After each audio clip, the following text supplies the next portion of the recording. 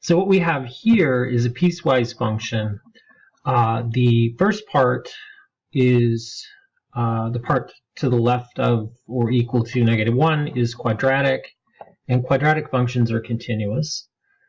So we know that the function is continuous to the left of -1.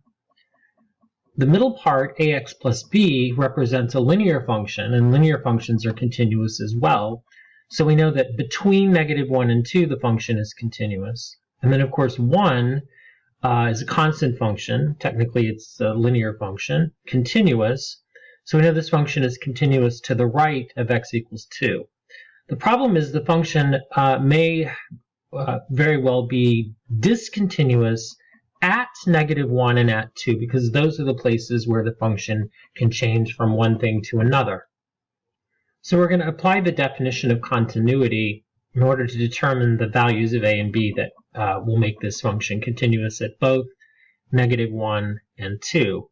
Starting with -1, what must be true is that the limit as x approaches -1 from the left must equal the limit as x approaches -1 from the right. But to the left of -1, the function is quadratic. Specifically, it's 4 minus x squared. And to the immediate right of -1, function has the form ax plus b. So we calculate these limits. These limits can be calculated by direct substitution.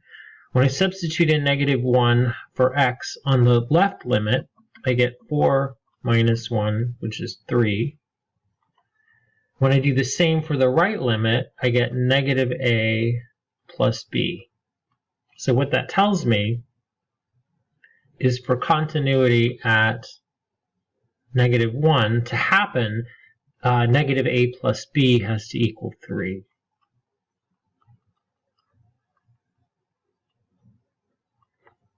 But we also need the function to be continuous at 2, which means the limit as x approaches 2 from the left must equal the limit as x approaches 2 from the right.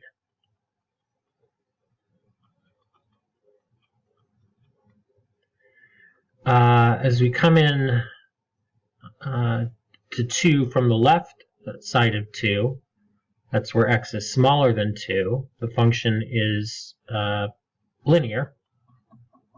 Specifically, it's that ax plus b.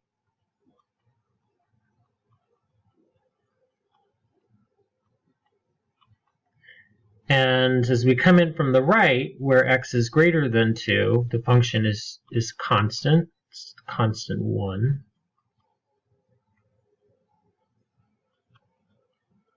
Now the limit of a constant is just the constant, so this is 1.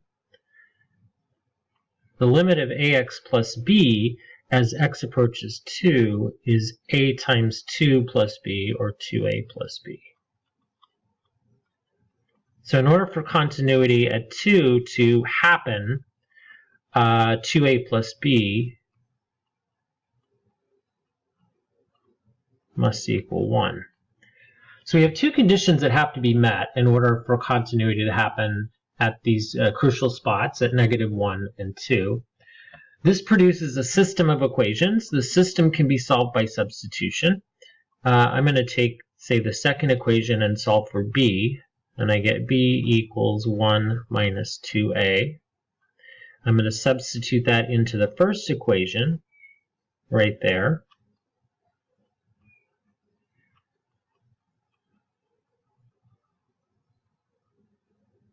I get -3a, and then I subtract 1 from both sides. -3a equals 2, so a is 2/3.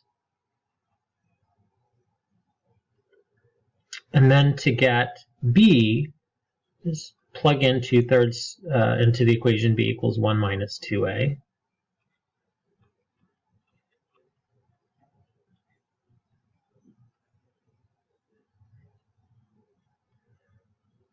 That's 1 minus 4/3,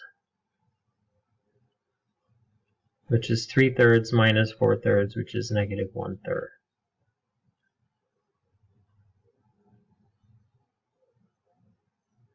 So we found our values of a and b. A is 2/3, b is negative 1/3.